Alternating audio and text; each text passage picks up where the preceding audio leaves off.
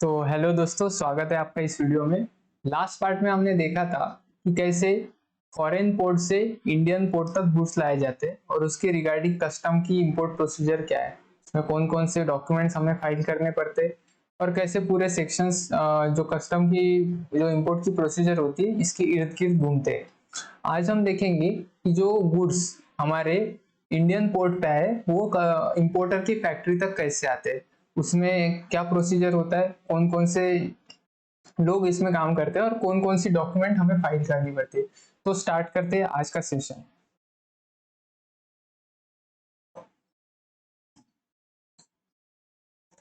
जैसे पिछले वीडियो में किया था, इस वीडियो में भी मैंने सेम किया है कि एक जो नॉर्मल ब्रॉड प्रोसीजर है वो मैंने एक चार्ट में ड्रॉ किया है और बाद में जो डिटेल्स नोट्स है वो नीचे दिए गए।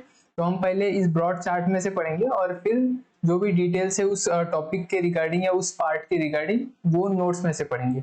तो स्टार्ट करते हैं। पिछले वीडियो में हमने देखा था कि जो भी गुड्स है, एक मिनट, पिछले वीडियो में हमने देखा था कि जो भी गुड्स है वो पोर्ट ऑफ इंपोर्ट तक पिछले वीडियो में हमने जो देखा था कि जो भी गुड्स है वो पोर्ट ऑफ इंपोर्ट पे आ गए, मतलब जो भी डेस्टिनेशन पोर्ट है उस जर्नी का वहां पे आ गए थे। सपोज हमने एग्जांपल लिया था कि मुंबई पोर्ट पे आ गए थे। मुंबई पोर्ट पे आने के बाद वो गुड्स अनलोड हुए थे कस्टम ऑफिसर के सुपरविजन में, और जहाँ पे कस्टम ऑफिसर ने कहा था वहां पे अब गुड्स अनलोड हुए थे। अब गुड्स अनलोड होने के बाद उस गुड्स की निगरानी रखना बहुत जरूरी है, क्योंकि जैसे गुड्स इंपोर्ट हुए हैं इंडिया में उस पर अभी ड्यूटी लगना बाकी है, उस पर ड्यूटी पेएबल है। तो जो भी इंपोर्टर है वो बिना ड्यूटी पे किए ही ये गुड्स लेके ना चले जाए, या फिर जो गुड्स हमने शिप में से नीचे उतारे अनलोड किए वो गुड्स चोरी ना हो जाए, इसके लिए गुड्स किसी के कस्टडी में रखना जरूरी होता है। और यहाँ पर ये हमारा एक कैरेक्टर आता है, वो होता है कस्टोडियन। कस्टोडियन ये कोई एक पर्सन नहीं होता, जनरली ये एक अथॉरिटी होती है या एक ऑर्गेनाइजेशन होती है या एक ट्रस्ट होता है। कस्टोडियन क्या करता है, जो भी गुड्स हमने अनलोड किए हैं पोर्ट पे वो अपनी कस्टडी में रखता है। वो कब तक कस्टडी में रखेगा अपने गुड्स, जब तक इस गुड पे ड्यूटी पे नहीं हो जाती, इस गुड पे इंपोर्ट ड्यूटी पे नहीं हो जाती, या और इंपोर्टर ये गुड्स अपने कंजम्पशन के लिए इसे जो पोर्ट है उसके बाहर नहीं लेके जाता, तब तक ये कस्टोडियन के कस्टडी में रहेंगी। तो ड्यूटी कलेक्ट करना ये क्या कस्टोडियन का काम है? नहीं, ड्यूटी कलेक्ट करना एक कस्टोडियन का काम नहीं, वो अपने central board of indirect taxes CBIC और कस्टम ऑफिसर का ही काम है। पर जैसे ही ड्यूटी पे हो जाती है इसको इन्फॉर्म कर देते हैं और एक कस्टोडियन फिर इन गुड्स को रिलीज कर देता है। तो हम पहले कस्टोडियन के बारे में जानेंगे, इसकी रिस्पॉन्सिबिलिटीज क्या है, इसकी लाइबिलिटी क्या है, इसे अपॉइंट कौन करता है, ये कैसे काम करता है, सब जानेंगे इस सेक्शन में, सेक्शन 45 में। तो स्टार्ट से स्टार्ट करते हैं। This procedure is not applicable to baggage and importation by post. जो बैगेज होता है और इंपोर्टेशन ऑफ बाय पोस्ट होता है, इस पे डिफरेंट रूल्स लागू होते हैं। इसीलिए जो भी गुड्स हमने एज अ बैगेज और एज अ पोस्ट इंपोर्ट किए उस पे अलग रूल्स लागू होंगे, तो उसका प्रोसीजर अलग रहेगा जो फर्दर चैप्टर्स में हम पढ़ेंगे।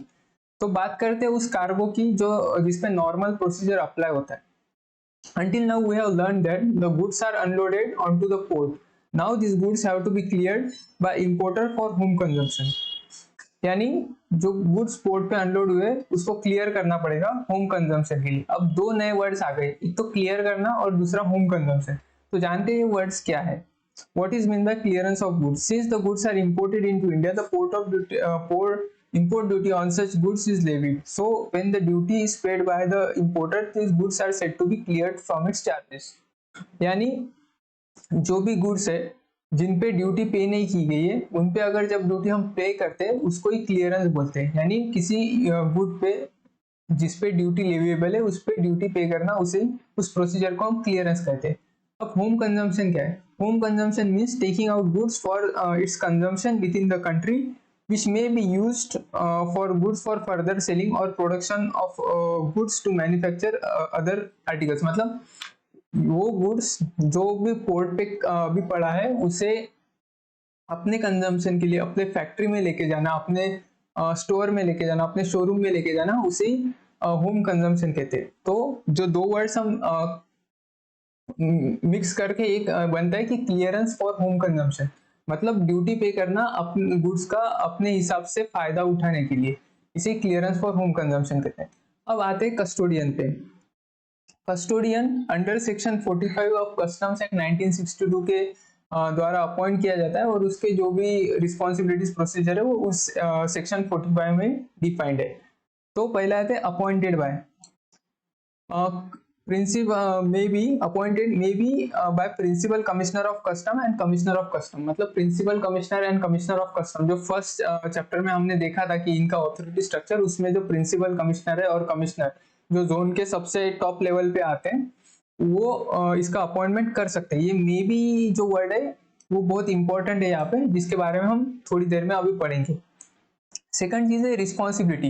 इनकी रिस्पॉन्सिबिलिटी क्या होती है? तो जाहिर सी बात है, जो गुड्स आते हैं उसकी कस्टडी करना इनकी रिस्पॉन्सिबिलिटी है। और उनकी एक और रिस्पॉन्सिबिलिटी है, जब गुड्स अनलोड होते हैं तो हमें देखना पड़ता है कि जितने गुड्स इंपोर्ट मैनिफेस्ट में बोले हैं, जो डॉक्यूमेंट जो पर्सन इन चार्ज फाइल करता है इंपोर्ट जनरल मैनिफेस्ट, उसमें बोले उतने ही गुड्स अनलोड हुए या नहीं, और उसके लिए एक वो स्टेटमेंट फाइल करते हैं जो होता है आउट टर्न स्टेटमेंट।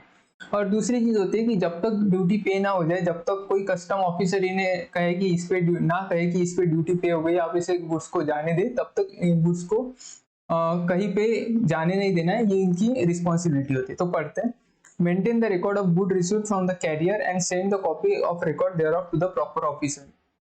जनरली आप देखेंगे कि जो गुड्स अनलोड होते हैं वो प्रॉपर ऑफिसर की निगरानी में ही अनलोड होते हैं। तो ये जनरली जरूरत नहीं होती इनको रिकॉर्ड देने की, पर एज अ फॉर्मेलिटी ये रिकॉर्ड देते हैं कि जो भी गुड्स रिसीव हुए उसकी रिकॉर्ड वो प्रॉपर ऑफिसर को देते हैं। Do not permit goods to be removed from the custom area और allow them to be dealt with otherwise except under specific permission in writing of a proper officer और according to general procedure as may be prescribed. मतलब जो general procedure है या कोई return permission है वो आने तक इन गुड्स को पोर्ट के बाहर नहीं जाने देना है, क्योंकि वह ये गुड्स पोर्ट के बाहर तभी जा सकते हैं जब इनकी जो ड्यूटी है, इनके रिगार्डिंग जो ड्यूटी है वो पे हो गई हो, तो ये जानने देना है। When goods are landed by vessels such particulars of good are to be tallied by custodian and sent to report as outturn statement to proper officer. The proper officer then tally this statement to import general manifest. जो भी goods यहाँ पे unload हुए हैं vessel में से, वो goods कौन से क्या क्या डिस्क्रिप्शन है, कितने कंटेनर्स आए, ये सभी का रिकॉर्ड इनको एक स्टेटमेंट में प्रॉपर ऑफिसर को देना है। और प्रॉपर ऑफिसर फिर जो इंपोर्ट जनरल मैनिफेस्ट होता है उसके साथ ये टैली करता है। अगर ये ऐसा फाउंड होता है कि जो इंपोर्ट जनरल मैनिफेस्ट में कुछ गुड्स थे जो यहाँ पे पोर्ट पे अनलोड नहीं किए, तो जो पर्सन इन चार्ज है उस पर प्रॉपर एक्शन लिया जाएगा। अगर ऐसा भी फाउंड होता है कि कुछ गुड्स एक्स्ट्रा अनलोड हुए, तो भी जो पर्सन इन चार्ज है उस पर एक्शन लिया जा सकता है। अब आते हैं कस्टोडियन की लाइबिलिटीज। कस्टोडियन की जो रिस्पॉन्सिबिलिटी है वो अगर उसने ठीक ढंग से नहीं की तो उस पर लाइबिलिटी भी लगाई जाती है। ये लाइबिलिटी इसके लिए लगाई जाती है दो कारण से, एक तो जो गवर्नमेंट का नुकसान है वो ना हो, और दूसरा कस्टोडियन सही से काम करे। तो समझते हैं, since the custody of good is with the custodian, any loss of revenue to custom department is compensated from custodian. Responsibility of custodian start from when the goods are unloaded, and responsibility of custom ends when goods are cleared by import. So for that period, if any goods are pilfered, and then loss of revenue is compensated from custodian. मतलब अगर समझिए कि किसी ने, मैंने suppose 100 container good लाए, उसमें से 2 कंटेनर जब कस्टोडियन के कस्टडी में थे तब वो चोरी हो गए। अब जो 2 कंटेनर है उस पे तो कस्टम डिपार्टमेंट मुझसे ड्यूटी नहीं चार्ज कर सकता, क्योंकि ये गुड्स अभी मेरे पास है ही नहीं, ये गुड्स चोरी हो गए।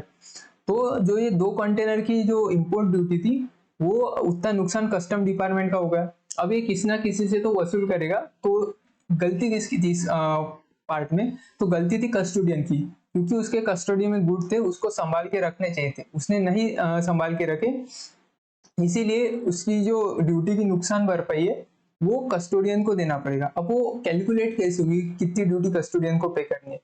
तो इसमें एक फॉर्मूला दिया गया है, calculation for loss of revenue, value of goods lost, मतलब जितने भी अमाउंट के गुड लॉस्ट हुए, and rate of duty on the date of filing of arrival manifest and import manifest. मतलब जब इंपोर्ट जनरल मैनिफेस्ट हमने फाइल किया था पर्सन इंचार्ज ने, उस दिन का ड्यूटी का रेट लेंगे और जो भी वैल्यू ऑफ गुड्स लॉस्ट हुए, मतलब जितने भी गुड्स पिल्फर्ड हुए, पिल्फर्ड होना यानी क्या, स्मॉल स्मॉल क्वांटिटी में चोरी हो जाना, इसे ही पिल्फरेज कहते हैं। तो ये जितने भी वैल्यू के गुड पिल्फर्ड हुए उतना वैल्यू लेना है into multiplied by that duty which is mentioned on the date of import general manifest at the filing of import general manifest। इसको फाइल करने से वो जो डेट है उस डेट की ड्यूटी कंसीडर की जाएंगी और उतना जो कंपेंसेशन है वो कस्टोडियन को पे करना पड़ेगा। अब इसके रिगार्डिंग एक इंटरेस्टिंग केस है जो board of trustees versus union of India 2009, ये मॉड्यूल में दिया गया है और इसके रिगार्डिंग एक क्वेश्चन भी फ्रेम किया है इलस्ट्रेशन में, तो इसे समझते हैं। अब ये लायबिलिटी के रिगार्डिंग है ये केस स्टडी। तो क्या हुआ, जो कस्टोडियन है मुंबई पोर्ट का, मुंबई जो सी पोर्ट है जो उसका कस्टोडियन है वो है मुंबई पोर्ट ट्रस्ट। तो जो सेक्शन 45 में लिखा गया था कि लायबिलिटी कुछ गुड लॉस हो गए तो वो कस्टोडियन की होंगी, तो वैसे ही कुछ हुआ, जो मुंबई पोर्ट पे थे कुछ गुड लॉस्ट हो गए या कुछ गुड चोरी हो गए। अब प्रॉपर ऑफिसर या कस्टम ऑफिसर आया वह कस्टोडियन के पास, उसने बोला कि ये गुड आपने, आपकी वजह से चोरी हुए, आपने बराबर से ध्यान नहीं रखा, अब आप इस पे जो ड्यूटी हमारी नुकसान हुआ है वो आप पे करें।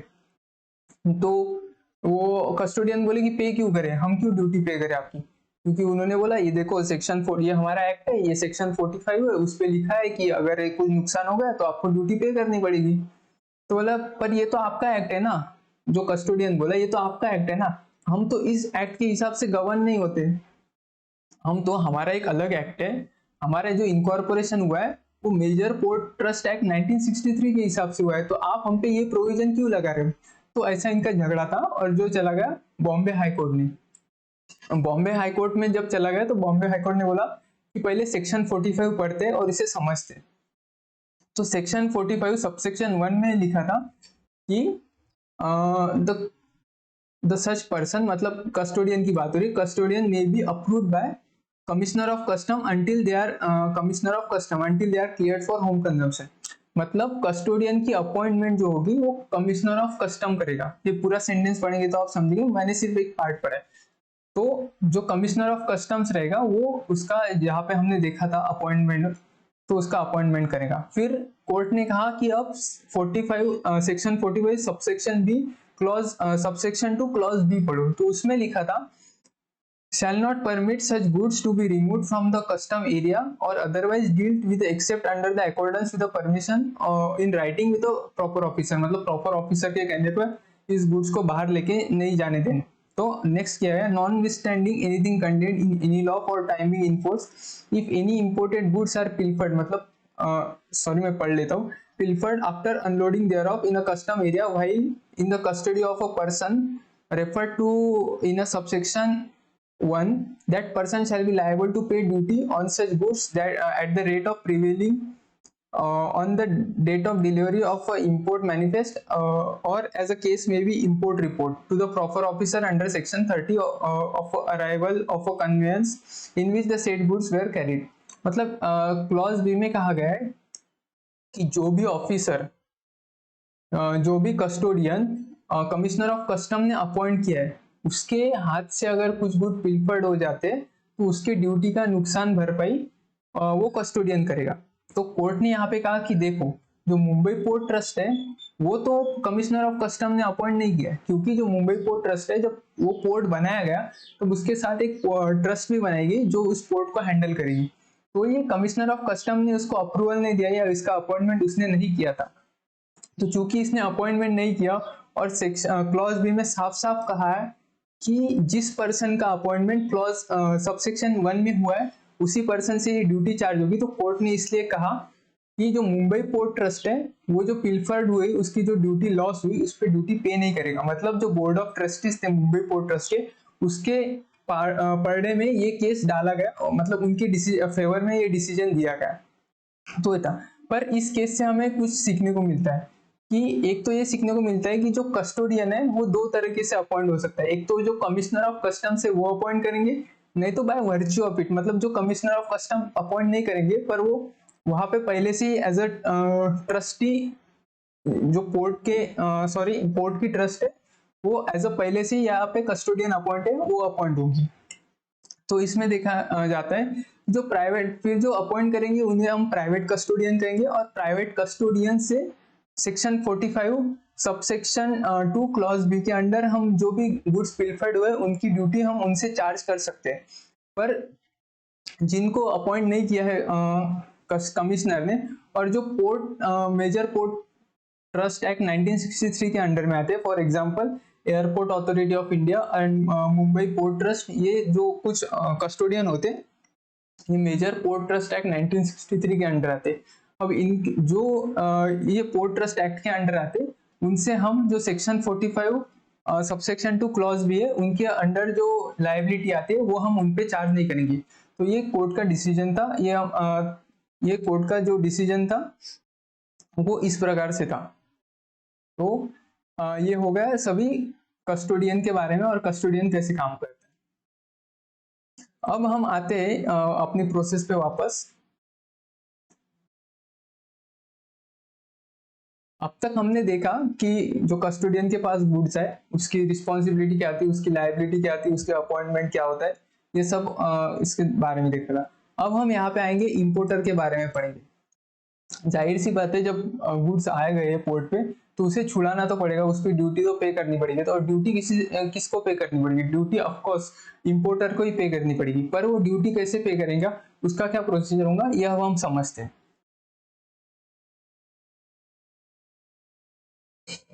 पहले तो ये जो इंपोर्टर पहले एक डॉक्यूमेंट फाइल करेगा जिसमें सभी जो इंपोर्ट है, इंपोर्टेड गुड्स है, उसके बारे में सभी कुछ लिखा हुआ रहेगा कि कौन कौन सा गुड मैंने इंपोर्ट किया है, उस पे ड्यूटी के चार्जेस कितने लगे हैं, उस पे कस्टम ड्यूटी और कौन कौन सी ड्यूटी लगेंगी, वो कब इंपोर्ट किया गया है, ये सभी चीजें एक डॉक्यूमेंट के थ्रू वो बताएगा। उसी डॉक्यूमेंट को कहते हैं bill of entry. Bill of entry ये कस्टम्स एक्ट में सबसे इंपॉर्टेंट डॉक्यूमेंट है। इससे इंपॉर्टेंट डॉक्यूमेंट कस्टम्स एक्ट में नहीं है। तो ये कैसे फाइल करेगा? पहले तो जो होता था, पहले जो जब इंटरनेट नहीं था तो ये जो बिल ऑफ एंट्री है वो मैन्युअली फाइल की जाती थी। पर अब गवर्नमेंट ने या कहे सीबीआईसी ने एक पोर्टल निकाला है icegate.org.in। इस पोर्टल पे जाके इंपोर्टर का जो अकाउंट होता है वहां पे ये बिल ऑफ एंट्री फाइल की जा सकती है इंपोर्टर के द्वारा, मतलब कंपलसरी अब इलेक्ट्रॉनिकली फाइल करनी पड़ती है। तो ये तो एक तो इंपोर्टर करेगा, नहीं तो इसका कोई एजेंट होगा, अपॉइंटेड एजेंट, वो इस पे on the behalf of importer ये बिल ऑफ एंट्री फाइल करेगा। ये इसका नाम होता है bill of entry for home consumption. मतलब जो गुड्स हम होम कंजम्पशन के लिए मतलब घर पे लेके जाने वाले हैं तो उसके लिए बिल ऑफ एंट्री फाइल करना, उसे कहते हैं bill of entry for home consumption. तो एक सवाल उठता है कि क्या और तरह की बिल ऑफ एंट्रीज भी होती है क्या, मतलब bill of entry for XYZ और कुछ होता है क्या? तो हाँ होता है, इसे हम नेक्स्ट पार्ट में पढ़ेंगे। तो पर फिलहाल फोकस करते हैं bill of entry for home consumption पे। जैसे ही ये आइसगेट पे बिल ऑफ एंट्री फाइल करता है, अपने गुड्स का सभी का वो डिक्लेरेशन देगा, वो बोलेगा कि मेरे इतने इतने गुड्स है, इतने इतने ड्यूटी प्रिवेलिंग रेट चालू है अभी, इससे मैं पे करना हूँ XYZ, और सभी जितना पेमेंट आएगा वो पेमेंट हाथों हाथ तभी कर देगा, और वो भी पेमेंट ऑनलाइन होगा। जो बैंक्स ऑथोराइज किए है सेंट्रल बोर्ड ने, वो यहाँ से आप आइसगेट से उसका पेमेंट कर देंगे और फिर ये कस्टम अथॉरिटी के पास जाएगा। तो ये चीज बहुत इंपॉर्टेंट है कि जब बिल ऑफ एंट्री हम फाइल करेंगे तभी हमें यहाँ पे इसका पेमेंट भी हाथों हाथ करना पड़ेगा। तो ये डिपार्टमेंट के पास जाएगा। अब ये जो नॉर्मली हमारा जो इनकम टैक्स का भी प्रोसेस होता है, ये ऐसे होता है कि हम रिटर्न फाइल करते हैं, फिर वो रिटर्न डिपार्टमेंट IT डिपार्टमेंट के पास जाता है और फिर उसको वो असेस करते हैं। उनको कुछ गड़बड़ लगा तो हमको नोटिस भेजते हैं। तो सेम ऐसे ही यहाँ पे होगा, जो हमने बिल ऑफ एंट्री फाइल किए, सेल्फ असेस किए, वो कस्टम डिपार्टमेंट के पास जाएगा, वो उसे चेक करेंगे। फिर जब चेक करेंगे तो उनको अगर कुछ गड़बड़ लगी तो वो नोटिस भेजेंगे या इंपोर्टर को इन्फॉर्म करेंगे। पर अगर उनको कुछ गड़बड़ नहीं लगी तो वो उस एंट्री को, वो जो बिल ऑफ एंट्री है उसको सैंक्शन कर देंगे, उसको अप्रूव कर देंगे, और ये as a out of charge order custodian के पास भेजे। आउट ऑफ चार्ज ऑर्डर यानी क्या कि इस पे जो ड्यूटी है गुड्स पे, XYZ गुड्स पे जो भी आइडेंटिफाइड गुड्स है उस पे ड्यूटी पे कर दी गई है, और कस्टोडियन को ये समझ जाएगा कि इस पे ड्यूटी पे कर दी है, अब ये गुड्स हम उसे उस इंपोर्टर को बाहर लेके जाने दे सकते। तो ये जब आउट ऑफ चार्ज ऑर्डर मिलेगा कस्टोडियन को, हम उसे देंगे और कस्टोडियन गुड्स हमें वो ट्रक में लोड करने देगा और फिर ट्रक से हम हमारी फैक्ट्री में इस गुड को ले जा सकते हैं। तो यह है ऊपर ऊपर से हमारा इंपोर्टर का पार्ट और बिल ऑफ एंट्री फाइल करने का प्रोसीजर। अब हम इसमें जानते हैं कि बिल ऑफ एंट्री में क्या क्या चीजें होती है, बिल ऑफ एंट्री कब फाइल होती है, कैसे फाइल होती है, ये डिटेल में जानेंगे। फिर ये जानेंगे जो असेसमेंट पार्ट है हमारा, जो डिपार्टमेंट करता है वो कैसे होता है, उसमें क्या क्या चीजें होती है, उसमें क्या क्या पॉइंट्स हमें याद रखने हैं, ये भी हम जानते हैं नोट्स के द्वारा।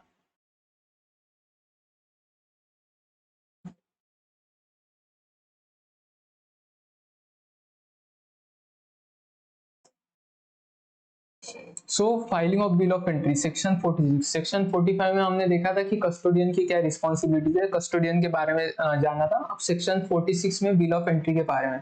Bill of entry is a legal declaration from under customs act, declaration form under customs act, यहाँ पे फॉर्म होना चाहिए, हाँ फॉर्म ही है, under customs act made by importer about the goods imported by him and import duties payable on such goods to the custom department. मतलब एक legal declaration importer खुद दे रहा है कि मेरा ये गुड्स है और मेरा इतना ड्यूटी बनता है, तो मैं ये आपको पे कर रहा हूँ कस्टम डिपार्टमेंट को। बिल ऑफ एंट्री कौन फाइल करता है? जैसे हमने डिस्कस किया कि bill of entry importer file करता है या फिर उसका एजेंट फाइल करता है। अब नेक्स्ट सवाल आता है कि बिल ऑफ एंट्री फाइल कैसे होता है, how bill of entry is file through ICEGATE portal electronically. पर अगर कुछ प्रॉब्लम आ गए कि वो इलेक्ट्रॉनिकली फाइल नहीं कर पा रहा है, तो उन एक्सेप्शनल केसेस में हम physically bill of entry file कर सकते हैं। How many copies are filed, यहाँ पे 4 कॉपीज बिल ऑफ एंट्री की फाइल की जाती है। एक्चुअल में ये इलेक्ट्रॉनिक होने की वजह से हमें एक बार ही फाइल करने पड़ती है, उसकी 4 कॉपीज बनती है और वो 4 जगह जाती है। वो किन किन जगह जाती है ये हमें देखना है। पहले तो original meant for custom authorities, सबसे हमारा पहला एम होता है कि कस्टम अथॉरिटीज को वो बिल ऑफ एंट्री फाइल करे, तो ओरिजिनल कॉपी उनको जाता है। फिर डुप्लीकेट कॉपी कस्टोडियन को जाता है कि इन्होंने बिल ऑफ एंट्री फाइल की, ये कस्टोडियन को भी बिल ऑफ एंट्री जाता है, पर असेसमेंट के बाद ये डुप्लीकेट फाइल उसके पास जाएगा। मतलब असेसमेंट में कुछ गड़बड़ हो गई तो उसे रीअसेस करना पड़ेगा, इसीलिए फाइल करने के तुरंत ही कस्टोडियन के पास नहीं जाता। पर जब जो central board of indirect taxes and custom जो डिपार्टमेंट बोर्ड है अपना, वो इसे ऑथराइज कर देने के बाद कस्टोडियन के पास ये बिल ऑफ एंट्री जाता है। फिर ट्रिप्लीकेट कॉपी इंपोर्टर के लिए as a document of proof, audits में भी हमें बहुत बार ये बिल ऑफ एंट्री मतलब हर बार चेक करते हैं जब इंपोर्टेड गुड्स हुआ है तो, और इसका वाउचिंग वगैरह भी होता है, तो इंपोर्टर के लिए as a proof of document ये थर्ड ट्रिप्लीकेट कॉपी रहता है। और जो फोर्थ कॉपी है वो रिजर्व बैंक ऑफ इंडिया पे जाती है, क्योंकि फेमा का एक्ट कहता है कि आप फॉरेन एक्सचेंज जो अभी इंपोर्ट किया हमने, जाहिर सी बात है उसे फॉरेन एक्सचेंज में हमें पे करना पड़ेगा, इसे डॉलर में हमें उस सप्लायर को पे करना पड़ेगा। तो रिजर्व बैंक ऑफ इंडिया के पास ये इसलिए जाती है कि उनको कितना पेमेंट बाहर करने देना है इस इंपोर्टर को, उनको पता चले। क्योंकि रिजर्व बैंक बोलता है कि आप फ्रीली जो फॉरेन एक्सचेंज है वो ट्रांसफर कर सकते हो, पर आपको उसका डिक्लेरेशन देना पड़ेगा, आपको उसका रीजन बताना पड़ेगा। तो जो रिजर्व बैंक है उसके पास ये रीजन रहता है कि इस वजह से ये बाहर पेमेंट कर रहे हैं, तो वो जो इंपोर्टर है उसको पेमेंट करने देता है। फिर व्हेन इट इज फाइल, ये सबसे इंपॉर्टेंट सवाल है कि बिल ऑफ एंट्री फाइल कब होती है। अब एक समझिए कि जो पोर्ट का जो रूटीन होता है वो बहुत फास्ट होता है, वहां पे बहुत सारे गुड्स आते हैं, तो पोर्ट के पास ज्यादा जगह नहीं होती, तो जो वो इंपोर्टेशन का प्रोसीजर है या फिर एक्सपोर्टेशन का प्रोसीजर है वो जितनी फास्ट हो सके उतना अच्छा होता है। तो जो ये बिल ऑफ एंट्री है ना, वो गुड्स आने के बाद फाइल करेंगे, फिर उसका असेसमेंट होगा, तो बहुत टाइम हो जाएगा। इसीलिए जो गुड्स आने हैं उसके पहले दिन ही बिल ऑफ एंट्री फाइल करना पड़ता है। मतलब आज अगर गुड्स आ रहे तो कल में मेरा बिल ऑफ एंट्री फाइल हो जाना चाहिए था। आज आ रहे तो मैं आज नहीं फाइल कर सकूंगा या अभी कल भी नहीं फाइल कर सकूंगा, मतलब कर सकूंगा तो उसमें केस में मुझे पेनल्टीज वगैरह सब लगेंगे मेरे पर, कोई एक्शन चार्जेस भी लिए जा सकते तो पड़ते। According to section 46 sub section 3, the importer shall present bill of entry before the end of the day, वो दिन खत्म होने से पहले, कौन सा, preceding the day on which the aircraft vehicle carrying the goods arrives at a custom। मतलब जब वो व्हीकल या वेसल कस्टम पोर्ट पे आ रहा है उसके पहले दिन हमें बिल ऑफ एंट्री फाइल करनी पड़ती है। The provision of section 43 subsection 3 provides the board may in such cases as may deem fit prescribe different time limits for the presentation of bill of entry which shall not be later than the end of the day of such arrival. मतलब board ये तय कर सकता है, board notification निकाल सकता है कि आपको एक दिन पहले करनी है या 2 दिन पहले फाइल करनी है मैक्सिमम इससे, पर बोर्ड ये नहीं कर सकता कि आज आपका इंपोर्ट हुआ है तो आप कल फाइल कर सकेंगे, ये नोटिफिकेशन बोर्ड नहीं ला सकता। Maximum at the end of the day of such arrival, मतलब आज आए तो आज तक बिल ऑफ एंट्री फाइल करो, ये notification central board of indirect taxes and customs आपको दे सकता है। तो अगर आज आए गुड्स और कल हमें बिल ऑफ एंट्री फाइल करनी थी, पर उसके पहले भी हम फाइल कर सकते हैं क्या? तो हाँ, उसके पहले भी हम बिल ऑफ एंट्री फाइल कर सकते हैं। सपोज मेरा 30 जैन को गुड्स आने वाला है और मैंने 20 जैन को फाइल कर दी, पर उससे पहले भी 28, 27 को भी फाइल कर सकता हूँ। पर मैं कब तक कर सकता हूँ? क्या मैं दो साल बाद आने वाले गुड्स की बिल ऑफ एंट्री आज ही फाइल करके रख सकता हूँ? तो नहीं, उसका जो मैक्सिमम पीरियड है वो 30 डेज प्रायर है। मतलब आज से 30 दिन, जिस दिन गुड्स आने वाले उसके 30 दिन पहले तक आप बिल ऑफ एंट्री फाइल करके रख सकते हो एडवांस में। A bill of entry may be presented at a time not exceeding 30 days prior to the expected arrival of the aircraft vessel vehicle by which the goods have been shipped for the importation into India. यहाँ पे expected date कहा गया है क्योंकि ऐसा हो सकता है कि जर्नी के दौरान 2-3 दिन ऊपर नीचे हो सकते हैं कुछ प्रॉब्लम आने का, तो इसलिए expected वर्ड यहाँ पे यूज किया। तो अब और एक इम्पोर्टेंट सवाल पे आते हैं, what supporting documents are attached. आप अगर आपने ऑडिट किया है उस कंपनी का जिसमें इंपोर्ट्स होते हैं, तो आपने देखा होगा कि ये बिल ऑफ एंट्री सिर्फ एक कागज नहीं होता, उसके साथ और भी डॉक्यूमेंट्स होते हैं और वो पूरा एक बंच बनता है डॉक्यूमेंट्स का। वो कौन कौन से डॉक्यूमेंट्स होते हैं ये जानना पड़ता है, क्योंकि बिल ऑफ एंट्री में हम सिर्फ कस्टम अथॉरिटी को ये नहीं बता रहे कि हमने ये गुड्स लाया, उसका प्रूफ भी हम साथ में ही जोड़ के दे रहे हैं। तो एज अ प्रूफ वो डॉक्यूमेंट कौन कौन से होते हैं वो समझते हैं। पहला तो होता है इंपोर्ट इनवॉइस। जो इंपोर्ट सप्लायर हमें इनवॉइस भेजता है उसको इंपोर्ट इनवॉइस बोलते हैं। वो जनरली डॉलर में होता है या कुछ कुछ केसेस में रुपीज में भी हो सकता है, डिपेंड करता है हमने सप्लायर के साथ क्या कॉन्ट्रैक्ट किया है। अगर हमने उसको पेमेंट रुपीज में करने का कॉन्ट्रैक्ट दिया तो वो इनवॉइस रुपीज में होगा। हमने उसको फॉरेन एक्सचेंज में पेमेंट करने का वादा किया है तो वो डॉलर में होगा बिल, या अदर करेंसी में होगा। फिर आता है पैकिंग लिस्ट। पहले इंपोर्ट इनवॉइस कैसा होता है इसका एक प्रोफार्मा देख लेते। ये बिल ऑफ एंट्री है, यही से हम बिल ऑफ एंट्री का पोर्शन खत्म होने के बाद अच्छे तरीके से इसको एनालाइज करेंगे।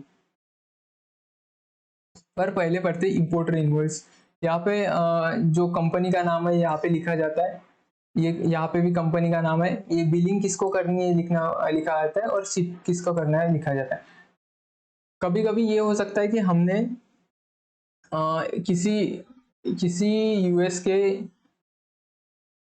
किसी यूएस के बंदे ने हमें गुड्स बेचे, पर हमने वो सामने श्रीलंका में किसी बंदे को बेच दिए, तो हम जो यूएस का जो हम सप्लायर है हमारा उसको बोल सकते हैं कि डायरेक्ट टू श्रीलंका में भेज। तो उसमें जो शिप टू का एड्रेस है वो श्रीलंका का आएगा और जो बिल टू का एड्रेस है वो हमारी इंडिया का आएगा। इनवॉइस में ये डिस्क्रिप्शन दिया रहता है गुड्स का कि कौन कौन सा गुड्स है, फिर इसका एचएस कोड जो हमने फर्स्ट चैप्टर में देखा था कि जो शेड्यूल्स होते हैं उसमें एचएसएन कोड दिए रहते हैं, ये कोड, फिर क्वांटिटी, फिर यूनिट प्राइस और टोटल अमाउंट। ये इनवॉइस आप देखेंगे तो ये रुपीज में दिया गया है आईएनआर, पर ये डॉलर में भी हो सकता है, अदर फॉरेन करेंसी में भी हो सकता है। तो ये सभी नॉर्मल इनवॉइस की तरह ही रहता है, बस अलग चीज होती है, बिल टू और शिप टू का प्रोफार्मा होता है और ये प्रोडक्ट होता है। अब सेकंड जो डॉक्यूमेंट है वो है पैकिंग लिस्ट।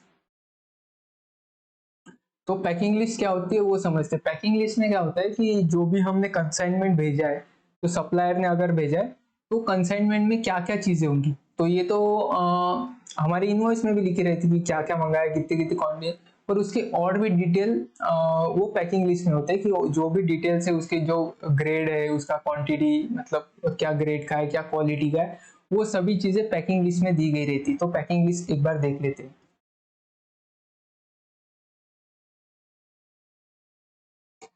पैकिंग लिस्ट पूरा आपको इनवॉइस की तरह ही दिखेगा, पर इसमें एक चीज नहीं दिखेगी, उसमें रुपीज में या कोई भी करेंसी में आपको अमाउंट से दिखेंगे, सिर्फ उसमें पैकेज के बारे में आपको जानकारी दिखेगी।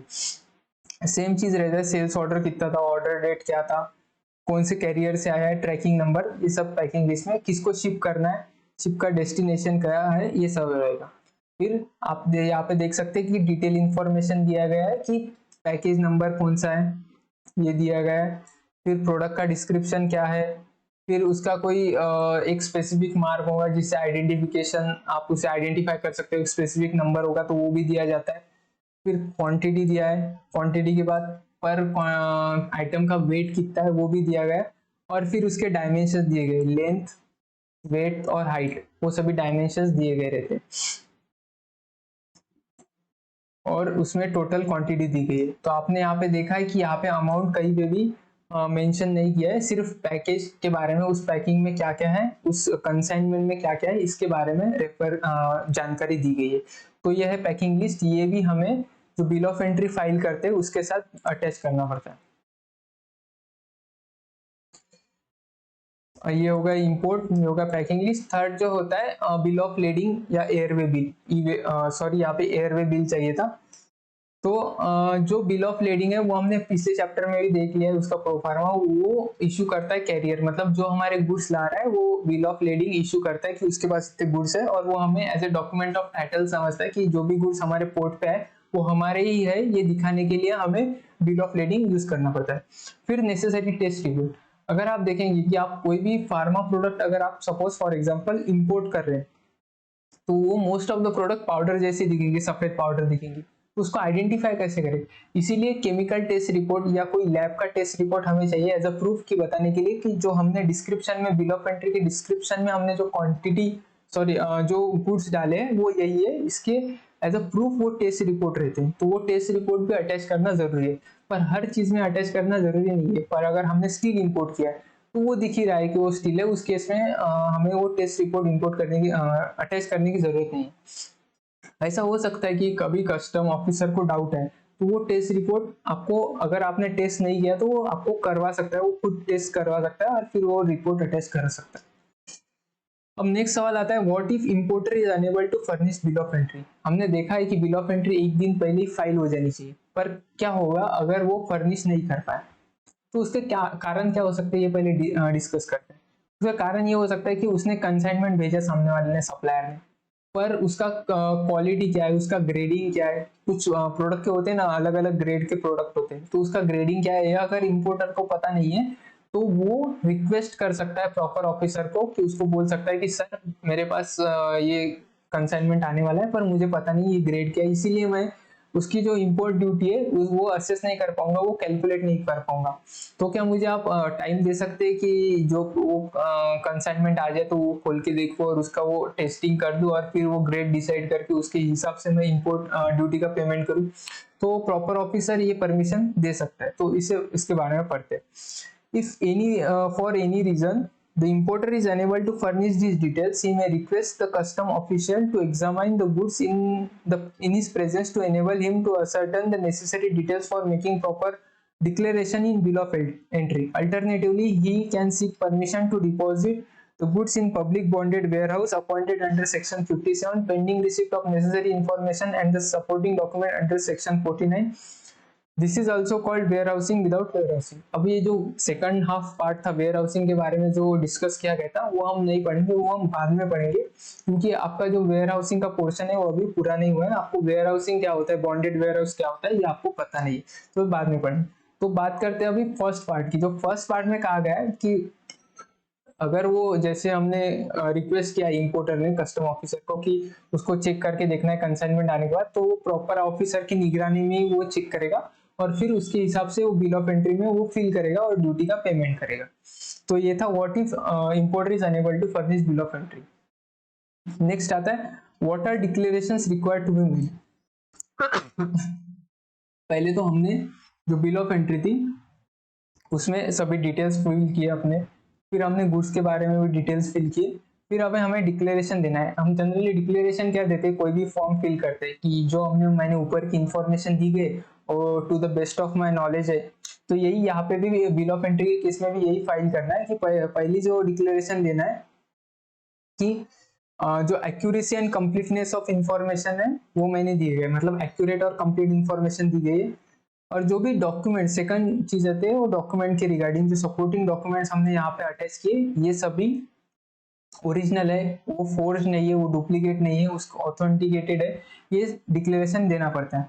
फिर एक थर्ड डिक्लेरेशन भी होता है जो मैंने यहाँ पे लिखा है कि जो गुड्स है वो रेस्ट्रिक्टेड या प्रोहिबिटेड नहीं है, ये भी डिक्लेरेशन वहां पे रहता है कि गुड्स मेरे जो है वो रेस्ट्रिक्टेड नहीं है, प्रोहिबिटेड नहीं है, क्योंकि इंडिया में कुछ गुड इंपोर्ट करना रेस्ट्रिक्टेड है, जैसे आर्म्स हो गया, अम्यूनेशन हो गया, आर्म्स हो गया, कोई ड्रग्स हो गया, तो वो इंपोर्ट करना अलाउड नहीं, तो वो ऐसा कोई गुड्स नहीं है, ये भी डिक्लेरेशन देना पड़ता है। अब यहाँ पे असेसमेंट का प्रोसीजर चालू होता है, जो कस्टम डिपार्टमेंट में चालू होता है, पर वो पढ़ने से पहले हम एक बार देख लेते हैं कि जो बिल ऑफ एंट्री है वो दिखती कैसी है, उसमें क्या क्या कंटेंट होते हैं। तो ये ओरिजिनल कॉपी है, मतलब ये आप समझ सकते हैं कि ये कस्टम अथॉरिटी के लिए कस्टम कॉपी यहाँ पे लिखा गया है। हमने ऊपर देखा था कि 4 कॉपीज, उसमें से एक मिनट, हाँ, ये 4 कॉपीज देखा था, उसमें से ये ओरिजिनल कॉपी है, यानी ये कस्टम अथॉरिटी वाली कॉपी है। फिर जो कस्टम्स का ईडीआई सिस्टम, मतलब इलेक्ट्रॉनिक डेटा इंटरचेंज सिस्टम होता है, मतलब जो ऑनलाइन हम आइस गेट पोर्टल पे जो बिल ऑफ एंट्री फाइल करते हैं वो वहां पे फाइल हुई, ये इसमें कहा गया है। फिर ये नावा सेवा है, जो पोर्ट का नाम है और पोर्ट का एड्रेस दिया गया है वहां पे। यहाँ पे देखिए ये सबसे इंपॉर्टेंट है, ये वन ऑफ द इंपॉर्टेंट चीज है कि bill of entry for home consumption, यानी होम कंजम्पशन के लिए बिल ऑफ एंट्री फाइल की है। और भी तरीके से बिल ऑफ एंट्री फाइल की जा सकती है, वो हम नेक्स्ट पोर्शन में देखेंगे। फिर बिल ऑफ एंट्री नंबर्स दिए गए, और बाद में ये किसने फाइल किया है वो दिया गया, एबीसी कंपनी प्राइवेट लिमिटेड ने फाइल की गई है। फिर बाकी की जो जनरल डॉक्यूमेंट्स है, जनरल इंफॉर्मेशन है, ये इस पोर्शन में दी जाती है कि ट्रांजेक्ट पेमेंट किस तरीके से किया गया है, बिल ऑफ एंट्री का, बिल ऑफ एंट्री की डेट क्या है, पैकेजेस का ये कितने आ रहे हैं, उसका इनवॉइस वैल्यू कितना है, उसका इनवॉइस नंबर क्या है। इनवॉइस नंबर की बात, कौन से इनवॉइस की बात हो रही है, जो इंपोर्टर का इनवॉइस है जो मैंने ऊपर दिखाया था, सॉरी नीचे दिखाया था, वही इनवॉइस नंबर यहाँ पे आएगा। फिर कहाँ से इंपोर्ट किया गया है, यहाँ पे हमने लिखा कि कौन बिल ऑफ एंट्री फाइल कर रहा है, यानी इंपोर्टर का नाम यहाँ पे आएगा कि इनवॉइस मतलब कहाँ से हम इंपोर्ट करें, उसका पूरा एड्रेस आएगा। यहाँ पे आता है इंश्योरेंस चार्जेस पे या freight charges and invoice value. जो इनवॉइस वैल्यू, जो हमारा इनवॉइस रहेगा, वो जो इनवॉइस वहां की वैल्यू रहेंगी वो इस अमाउंट से मैच होना चाहिए। एक ऑडिट प्रोसीजर भी रहता है कि हम जनरली चेक करते हैं कि इनवॉइस वैल्यू और बिल ऑफ एंट्री का वैल्यू है वो सेम होना चाहिए। बाकी जो फ्रेट और इंश्योरेंस की बात है वो अलग से चार्जेस लगते हैं, वो हम वैल्यूएशन चैप्टर में इसके बारे में पढ़ेंगे कि क्या क्या होता है, इंश्योरेंस और फ्रेट कैसे लगते हैं। तो ये था जनरल इंफॉर्मेशन, सभी चीजें यहाँ पे दी गई रहती है, यूएस डॉलर में अमाउंट दी गई रहती है, रेट यहाँ पे दिया गया रहता है, एक्सचेंज रेट यहाँ पे कहीं पे तो भी एक्सचेंज रेट दिया हुआ रहेगा।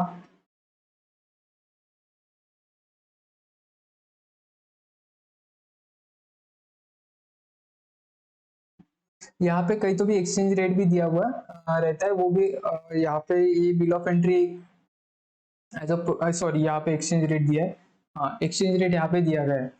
फिर आता है गुड्स का डिस्क्रिप्शन, जो मैं तब से बोल रहा हूँ कि गुड्स का डिस्क्रिप्शन देना पड़ता है। तो ये गुड्स का डिस्क्रिप्शन यहाँ पे दिया गया है कि कौन सा प्रोडक्ट लाया है, किसके लिए लाया है। फिर यहाँ पे अलग अलग ड्यूटीज पे करनी पड़ती है, वो अलग अलग ड्यूटीज यहाँ पे दिया गया है कि कौन से परसेंट से पे करनी पड़ रही है और कितनी पे करनी पड़ रही है, वो भी यहाँ पे दिया हुआ है। आप यहाँ पे देख सकते हैं IGST, social welfare surcharge, health and education cess, countervailing duties, excise duty, यहाँ पे बीसीडी लिखा होगा कहीं पे, तो बेसिक कस्टम ड्यूटीज भी है। तो ये सब ड्यूटीज है, वो टाइप ऑफ ड्यूटीज चैप्टर में हम पढ़ेंगे कि ये क्या क्या होती है। तो ये सब ड्यूटीज का कितना कितना पेमेंट हमें करना पड़ रहा है, वो सब चीजें यहाँ पे बिल ऑफ एंट्री में दिया गया रहता है। और फिर इसका एक टोटल क्या रहता है कि इतना ड्यूटीज का पेमेंट हमें करना है, और ये पेमेंट ही हमें जो बैंक है उसके थ्रू करना पड़ेगा। फिर कंटेनर डिटेल्स आते हैं, और फिर जो certificates in leave of bond, जो सर्टिफिकेट यूज हुए वो उसका भी डिटेल्स यहाँ पे देना पड़ता है। फिर हमारा जो इंपोर्ट कर रहा है उस इंपोर्टर का जीएसटी का डिटेल्स यहाँ पे लिखा है। और ये सब उसका जो भी डिक्लेरेशन स्टेटमेंट्स है, जो हमने पढ़ा था कि हमें डिक्लेरेशन देने पड़ते हैं, डिक्लेरेशन स्टेटमेंट की डिटेल है। ये डिक्लेरेशन स्टेटमेंट है नहीं जो हमने साथ में अटैच किया, इनवॉइस अटैच किया, बिल ऑफ एंट्री अटैच किया, सॉरी ये बिल ऑफ एंट्री नहीं, पैकिंग लिस्ट अटैच किया, बिल ऑफ लेडिंग अटैच किया, वो सभी के बारे में है। और फिर सपोर्ट सॉरी ये डिक्लेरेशन है उन डॉक्यूमेंट्स के बारे में, और ये डॉक्यूमेंट्स क्या क्या अटैच किए उसका लिस्ट है। और फिर जो नॉर्मल डिक्लेरेशन है कि जो भी हमने इंफॉर्मेशन दी है वो करेक्ट है, ट्रू फेयर है, वो यहाँ पे normal declaration.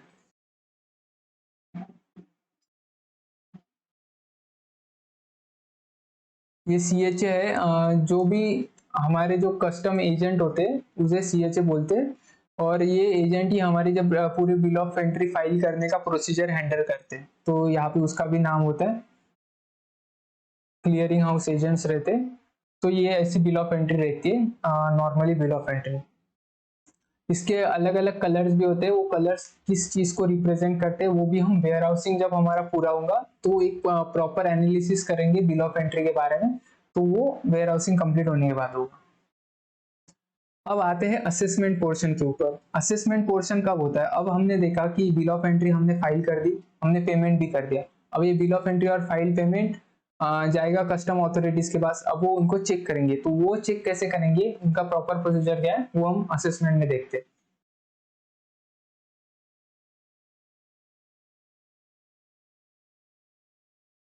When such bill of entry is filed by importer and assessed by custom officer, then it becomes assessment order। हाँ, ये एक important चीज है। जब हम बिल ऑफ एंट्री फाइल करेंगे और बाद में जब ये असेसमेंट आप पढ़ने वाले हैं, जब असेसमेंट पूरा होगा तो उसको असेसमेंट ऑर्डर कहा जाएगा, और उस असेसमेंट ऑर्डर का मतलब ये होगा कि हाँ ये कस्टम अथॉरिटीज ने ये बिल ऑफ एंट्री चेक की है, उसका पेमेंट भी हो गया है, उसमें कोई खामी नहीं है। तो assessment of goods, assessment of goods section 17 में, सेक्शन 70 के अंडर असेसमेंट होता है कस्टम्स एक्ट का। Any duty payable on the goods imported और exported India shall be self assessed. मतलब जैसे हम हमारा इनकम टैक्स का रिटर्न फाइल करते हैं, वो जैसे हमारा सेल्फ असेस्ड इनकम होता है, वैसे ही जो कस्टम ड्यूटी का चार्जेस होता है वो भी सेल्फ असेस्ड होता है। पर ये पहले से सेल्फ असेस्ड नहीं था, फाइनेंस एक्ट 2011 के आने के बाद इसे सेल्फ असेस किया गया, क्योंकि साल दर साल जो इम्पोर्ट का वॉल्यूम है, जो पैकेजेस का वॉल्यूम है, वो बढ़ता ही जा रहा था। तो कस्टम डिपार्टमेंट को बहुत सारे लोग एम्प्लॉय करने की जरूरत पड़ रही थी, और वो प्रोसीजर फिजिबल नहीं हो रहा था कि इतनी लार्ज क्वांटिटीज में जो पैकेज आ रहे हैं वो खुद चेक करे, खुद उनकी ड्यूटीज को कैलकुलेट करे और उनको पेमेंट का बोले। फिर इंपोर्टर बोलेगा कि नहीं नहीं साहब इतनी नहीं, इतनी ड्यूटीज आ रही है, आप बराबर से चेक करिए, फिर वापस चेक करना पड़ेगा। तो ये बहुत ही लेंदी प्रोसेस हो जाता था, इसीलिए 2011 के फाइनेंस एक्ट में उसे सेल्फ असेस भी कर दिया गया। इसीलिए हम अभी जो इम्पोर्ट के जो डिक्लेरेशन होता है, यानी जो बिल ऑफ एंट्री होती है, वो हम फाइल करते हैं, बाद में वो चेक होता है। पहले सेल्फ असेस होता है, फिर रीअसेस होता है, यानी या असेस होता है by custom authorities. Such self-assessed bill of entries may be drawn for verification for correctness by proper officer. Selection of such bill of entries shall be on the basis of risk evaluation through appropriate selection criteria। अब समझिए, जो हजारों bill of entries आई, वो हजारों तो custom authorities check नहीं करेंगे कि उसने ये गुड्स दिया है तो जाके चेक करो फिजिकली यही गुड्स आया है क्या। तो इसमें एक सैम्पलिंग चेक होता है, सैम्पलिंग बेसिस पे। पर ये सैंपल कैसे ड्रॉ होंगी, ये सैंपल प्रॉपर ऑफिसर या कस्टम ऑफिसर ड्रॉ नहीं करता, ये सैंपल ड्रॉ करता है risk management system custom department का। रिस्क मैनेजमेंट सिस्टम ये कस्टम डिपार्टमेंट का बहुत ही इंपॉर्टेंट पार्ट है, बहुत इंपॉर्टेंट। अगर आप कस्टम मैनुअल में पढ़ेंगे तो रिस्क मैनेजमेंट सिस्टम के बारे में बहुत कुछ चीजें लिखी गई, क्योंकि ये जो पास का डेटा है उसके बेसिस पे आपको फ्लैग्स देता है। मतलब वो बताता है कि ये इसमें इस बिल ऑफ एंट्री में गड़बड़ हो सकती है, या डेटा के हिसाब से मुझे इसमें गड़बड़ लग रही है, तो ये आपको चेक करना चाहिए। ये ऐसा सिग्नल देता है, और फिर इस सिग्नल के हिसाब से ही बिल ऑफ एंट्री और वो गुड्स इंपोर्टर के चेक किए जा सकते हैं। For example 100 bill of entries file हुई, उसने RMS system risk management system ने 5 बिल ऑफ एंट्रीज चेक करने को बोले, तो वो प्रॉपर ऑफिसर जाएंगे, वो कस्टम ऑफिसर रहेंगे, वो कंटेनर या जो कंसाइनमेंट होगा वो खुलवाएंगे, उसे चेक करेंगे और वो करेक्टनेस की जांच करेंगे। तो अप्रोप्रिएट इवेल्युएशन क्राइटेरिया के हिसाब से जो बिल ऑफ एंट्रीज फाइल होंगी चेक होंगी। जो बिल ऑफ एंट्री में सब कुछ देखा जाएगा कि जो भी डिस्क्रिप्शन, जो भी क्वांटिटी है, जो भी ग्रेड है, जो भी ड्यूटीज के रेट है, वो सभी प्रॉपरली फाइल किए गए, तो फॉर्म फिल किया गया नहीं। अगर फिल नहीं किया गया तो एक रीअसेस ऑर्डर पास किया जाएगा, वो हम आके देखेंगे। For verification proper officer may asked to furnish such information and document upon which duty leviable on imported goods can be ascertain. मैंने जैसे बोला था आपको कि फार्मा के प्रोडक्ट्स अभी एक जैसे दिखते हैं, तो उसमें जो टेस्ट रिपोर्ट है वो जरूरी होते हैं। तो प्रॉपर ऑफिसर मंगा सकता है कि आप उसके टेस्ट रिपोर्ट दिखाओ, मुझे तो लग रहा है कि ये इस क्वालिटी का नहीं इस क्वालिटी का है, तो आप ये दिखाओ।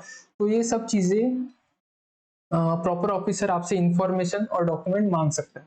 फिर green channel facility, green channel facility क्या होते हैं? अब समझो कोई इंपोर्टर है फॉर एग्जांपल अडानी।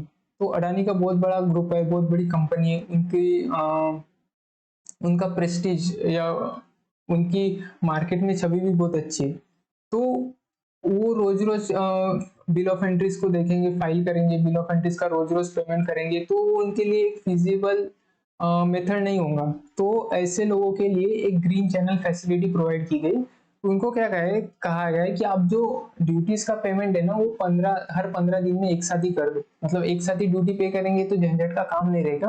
तो उसी को ग्रीन चैनल फैसिलिटी किया जाता है। Some importer has given the green channel facility. It means clearance is done without routine examination of goods. मतलब उनके केस में जो एग्जामिनेशन होता है, सॉरी, जो ग्रीन चैनल फैसिलिटी है मैंने उसको जो वेयर इस दूसरी जो फॉरेन ट्रेड पॉलिसी की फैसिलिटी है डिफर्ड पेमेंट की, उसके साथ कंफ्यूज किया है। मैं आपको वापस से समझाता हूँ। जो ग्रीन चैनल फैसिलिटी है वो जो भी लोग प्रेस्टिजियस है या जिनका मार्केट में इमेज बहुत अच्छा है और जो बहुत रेप्यूटेड कंपनीज है उनके लिए है। तो ग्रीन चैनल फैसिलिटी में ये कहा गया है कि आप जो बिल ऑफ एंट्री फाइल कर रहे हैं उस पर हम विश्वास कर लेंगे, उसका हम सैम्पलिंग नहीं करेंगे या हर बार वो चेक नहीं करेंगे, क्योंकि आप बहुत बड़ी कंपनी से आपकी बहुत अच्छी रेपुटेशन है और उम्मीद है कि आप उस रेपुटेशन पे बने रहेंगे, और इसकी वजह से ग्रीन चैनल फैसिलिटी। पर only when there is a doubt regarding to description and quantity of physical examination can be ordered by senior officer investigation wing like a special intelligence and investigation branch। पर कुछ bill of entries में अगर बहुत ही doubt लगा कि जो rates है वो बहुत ही अलग दिखाए गए हैं, जो क्वांटिटीज है वो और कंटेनर की साइज हमें लग ही नहीं रहा है कि उतना हो सकता है, तो ऐसे में जो SSIB होता है, special intelligence and investigation branch होता है, वो एक कस्टम का ब्रांच है। कस्टम बहुत सारे ब्रांचेस में डिवाइड है, जैसे इलेक्ट्रॉनिक डेटा EDI एक ब्रांच हो गया, टैक्स कलेक्शन का एक ब्रांच होगा, जैसे SSIB भी एक ब्रांच है। तो SSIB ब्रांच के ऑफिशियल्स अगर कहते हैं कि हाँ इसमें बहुत सारी गड़बड़ हमें दिख रही है तो इसको चेक करना चाहिए, उसको फिजिकली असेस करना चाहिए, तो उस केस में जो ग्रीन चैनल फैसिलिटी जिनको दी गई उनके गुड्स भी चेक किए जा सकते हैं। SSIB primarily deals with the gathering of intelligence and other functions including surveillance, search of premises, etc. This unit carries out the investigation of the cases then make। मतलब ये सर्च करना, किसी चीज को इन्वेस्टिगेट करना, उसको चेक करना, इनका ये काम होता है। ये इस डिपार्टमेंट के बारे में थोड़ा दिया गया है। It is found that self assess has not done correctly, the proper officer may reassess the duty and pass speaking order of reassessment within 15 days from the date of reassessment. जैसे कहा था कि जो bill of entry importer ने file की है, हो सकता है उसमें कुछ गलतियां हो सकता है उसमें कुछ प्रॉब्लम्स हो, कुछ इंफॉर्मेशन इंटेंशनली भी हो सकता है या अनइंटेंशनली भी हो सकता है कि रॉन्ग फाइल की गई, तो उसमें एक रीअसेसमेंट का ऑर्डर प्रॉपर ऑफिसर बनाएगा। पेनल्टी होगी तो पेनल्टी भी लगाई जाती है, और 15 दिन में ये ऑर्डर स्पीकिंग ऑर्डर उसको देना पड़ता है। पर ये स्पीकिंग ऑर्डर तब देगा जब इंपोर्टर उस पर एग्री होगा कि जो आपने रीअसेस किया है, जो प्रॉपर ऑफिसर ने रीअसेस किया है, इंपोर्टर उस पर एग्री होता है तो उसे राइटिंग में देना पड़ेगा। उसके बाद एक speaking order proper officer file करेगा, मतलब ऑर्डर देगा, और उसके हिसाब से रीअसेसमेंट होगा। But the speaking order shall be passed only importer confirm the reassessment in writing, मतलब राइटिंग में देना जरूरी है। और दूसरी चीज है कि ये जो रीअसेसमेंट का ऑर्डर है ये 15 दिन में देना जरूरी है। तो ये तो हो गया असेसमेंट के बारे में। अब आते हैं पेमेंट के बारे में, जो सेक्शन 47। सेक्शन 46 में हमने पढ़ा था कि यहाँ पे सेक्शन 46 में पढ़ा था कि बिल ऑफ एंट्री कैसे फाइल होती। अब 47 में पढ़ेंगे कि जो बिल ऑफ एंट्री फाइल किया है उसके रिगार्डिंग पेमेंट हमें कब करना है। तो ये clearance of imported goods section 47, payment करने के बाद ही हम गुड्स को क्लियर कर सकेंगे, तो ये इसीलिए इस सेक्शन का नाम क्लियरेंस ऑफ इंपोर्टेड गुड्स है। तो हम डिस्कस करते हैं कि क्लियर कब करेंगे। क्लियर तो एक तो बिल ऑफ एंट्री हम फाइल करने के बाद होगा, फिर उसके बाद उसका पेमेंट भी करना पड़ेगा, फिर जो भी डिक्लेरेशन है, जो भी अगर रीअसेसमेंट हुआ तो रीअसेसमेंट की ड्यूटी भी पे करनी पड़ेगी। तो इसीलिए यहाँ पे दिया गया है कि once the assessment has been done completed the officer allow the clearance of good, मतलब असेसमेंट हो गया तो क्लियरेंस का ऑर्डर दे देंगे, पर कब देंगे कि जब गुड्स प्रोहिबिटेड नहीं हो, गुड्स रेस्ट्रिक्टेड नहीं हो इंडिया में इंपोर्ट के लिए, और दूसरा payment of has been done, payment has been made, मतलब पेमेंट हो गया वो उस चीज का, तो तब क्लियरेंस का ऑर्डर दे देंगे। और ये क्लियरेंस का ऑर्डर किसके पास जाएगा? कस्टोडियन के पास। फिर कस्टोडियन हमें गुड्स ले जाने देगा या इंपोर्टर को गुड्स ले जाने देगा। अब आते हैं how where deferred payment of duty is allowed to some importers which we will learn in the foreign trade policy chapter. हमने अभी देखा कि जब इंपोर्टर सेल्फ असेसमेंट करेगा या जो आइस गेट पे बिल ऑफ एंट्री फाइल करेगा तभी उसको उस ड्यूटी का पेमेंट करना पड़ता है। पर कुछ लोगों को ये फैसिलिटी दी गई है कि वो कुछ दिन बाद, मतलब कुछ दिन बाद एक साथ पेमेंट करें। ये इन लोगों को फैसिलिटी दी गई रहती है जिनका बिजनेस बहुत बड़ा होता है और जो रोज कुछ ना कुछ इंपोर्ट करते रहते हैं, तो उन्हें रोज पेमेंट करना एक फिजिबल मेथड नहीं होगा, तो उनके लिए एक फैसिलिटी दी गई कि आप हर 15 दिन में जितने भी 15 दिन का पेमेंट है वो एक साथ कर दीजिए। यही मुझे कंफ्यूजन हुआ था ऊपर में जो ये फैसिलिटी है ग्रीन चैनल फैसिलिटी उसके साथ, तो आप इसमें डिस्टिंक्शन बराबर से समझ लीजिए। पर ये जो डेफर्ड पेमेंट की फैसिलिटी है ये किन लोगों को दी जाती है, ये कब दी जाती है, इनका पेमेंट कैसे करना पड़ता है, इनकी सबकी डिटेल जो फॉरेन ट्रेड पॉलिसी का चैप्टर है हमारा उसमें देखेंगे हम, और उसमें इसे जानेंगे कि किन लोगों को दिया जाता है। फिर अब आता है time limit for making the payments of import duty. ये सेक्शन मेनली 47 इसी के बारे में कि टाइम लिमिट क्या है पेमेंट का। तो पहला तो अपना नॉर्मल टाइम लिमिट है, जब बिल ऑफ एंट्री फाइल करते हैं वो कभी भी फाइल करो, कितने भी दिन एडवांस में फाइल करो। आप 25 दिन एडवांस में फाइल कर रहे हो, 20 दिन एडवांस में फाइल कर रहे हो, 2 दिन एडवांस में फाइल कर रहे हो, तो आपको जब आप फाइल करोगे तभी आपको उसका पेमेंट करना पड़ेगा। तो ये नॉर्मल केस हो गया। अब हो गया रीअसेसमेंट के बारे में। अगर रीअसेस ड्यूटी रीअसेस की गई है तो क्या करना पड़ेगा? जब ड्यूटी जनरली रीअसेस करने के बाद हमें और ड्यूटी पे करने के लिए आती है, नॉर्मली रिफंड नहीं आता, तो ड्यूटी पे करने के लिए आती है, तो वो पे कब करना है? जब हमें रीअसेसमेंट का ऑर्डर आया उसके अगले दिन हमारा पेमेंट हो जाना चाहिए। यहाँ पे आप देखेंगे कि जो पेमेंट है वो एकदम उनकी जो टाइम लिमिट है वो एकदम स्टीफ है, क्योंकि ये कस्टम का प्रोसीजर बहुत फास्ट होता है, तो इसलिए पेमेंट का प्रोसीजर भी उनको एकदम फास्ट रखना पड़ता है। तो with in 1 day from the day on which bill of entry is written by the officer for payment of duty, reassessment etc. reassessment हो सकता है या प्रोविजनल असेसमेंट भी हो सकता है। वो प्रोविजनल असेसमेंट क्या होता है वो हम बाद में इसी चैप्टर में पढ़ने वाले हैं। तो ये हो गया सेकंड केस, जब रीअसेसमेंट होगा तब कब ड्यूटी पे करनी है। और in case of deferred payment, जो deferred payment facilities foreign trade policy में अलाउ की गई है उसका पेमेंट वो पॉलिसी में जो बोला है, उस फैसिलिटी में जो बोला है तब करना पड़ेगा। तो ये हो गया डेफर्ड पेमेंट के बारे में जो हम उस चैप्टर में ही पढ़ने वाले। तो ये था हमारा इंपोर्टेशन प्रोसीजर का सेकंड पार्ट। ये इसमें हमने पढ़ा कि जो भी गुड्स इंडिया के पोर्ट में आए हैं वो फैक्ट्री में कैसे आएंगे, इसको एक बार ओवरव्यू और कर लेते हैं।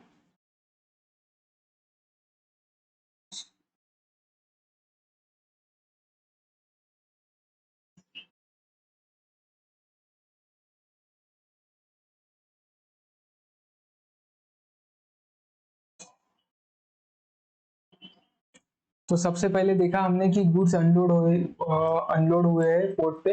फिर बाद में देखा कि वो कस्टोडियन के कस्टडी में रखे गए। फिर उतने ही समय में इंपोर्टर अपनी बिल ऑफ एंट्री जो है फाइल करता है, ड्यूटी का पेमेंट करता है, फिर वो बिल ऑफ एंट्री असेस की जाती है, फिर उसको एक क्लियरेंस ऑर्डर दिया जाता है, और क्लियरेंस ऑर्डर मिलने के बाद कस्टोडियन वो गुड इंपोर्टर को ट्रक में लोड करने देता है, और ट्रक में लोड करने के बाद हम जो इंपोर्टर की फैक्ट्री है वो वहां पे गुड्स लाए जाते हैं। तो ये था हमारा सेकंड पार्ट जिसमें हमने पढ़ा था कि जो इंपोर्टेशन का पोर्ट है से हम फैक्ट्री तक गुड कैसे लाए। नेक्स्ट चैप्टर में पढ़ेंगे कि इसी यही जो फ्रेमवर्क है इसमें एक वेयर हाउसिंग का कंसेप्ट आता है, उसमें क्या क्या चेंजेस रहते हैं और वेयर हाउसिंग का कंसेप्ट क्या होता है, ये हम थर्ड पार्ट में पढ़ेंगे। तो आपको ये वीडियो कैसा लगा इसके बारे में मुझे बताइए। कुछ मेरे टीचिंग्स में प्रॉब्लम होंगी या कुछ आपको नहीं समझ में आ रहा है तो आप नीचे कमेंट करके बताइए। अगर आपको ये वीडियो अच्छा लगा है तो आप इसे शेयर करिए अपने अदर सीए स्टूडेंट के पास। मेरा ये एम है कि मैं जो पूरे जो कस्टम्स है वो आपको पूरा यूट्यूब पे ही कवर करा लूँ। मतलब अगर आप जो इनडायरेक्ट टैक्सेस है वो आप सेल्फ स्टडी करना चाहते हैं और कस्टम की वजह से आप रुके, तो आपका वो कस्टम की वजह से नहीं रुकना चाहिए, इसका जिम्मेदारी मैं लेना चाहता हूँ। तो इसीलिए मैं जो कस्टम्स के पूरे चैप्टर और बाद में जो क्वेश्चन आंसर की प्रैक्टिस है वो भी इस लेक्चर सीरीज में पूरा डालूंगा। तो मिलते हैं अगले वीडियो में, तब तक के लिए जय हिंद।